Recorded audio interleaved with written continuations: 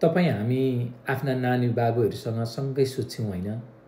सुतिसके पछाडि नानी बाबुहरू पुसुक्क निदाउँछन् अनि आफू चाहिँ त्यहीँ बसेर घन्टौँसम्म फोन लिएर फोन खेलाएर बस्नुहुन्छ होइन?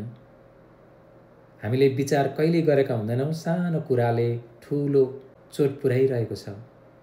त्यो अबोध बालबालिकाको हामीले दिमाग बिगारिरहेका छौँ, उहाँहरूलाई मेन्टल बनाइरहेका छौँ।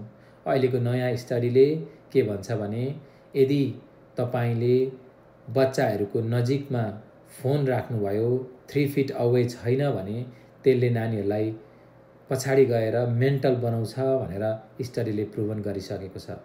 यदि तपाईँहरू पनि बेलुकी नानी बाबुहरूसँग सँगै सुत्नुहुन्छ, मेरो त नानी सुतिहाल्यो नि, अब म एकछिन भए पनि फोन खेलाउँछु भनेर त्यहाँनिर एकछिन भन्दा भन्दै घन्टौँ बितेको थाहा हुँदैन।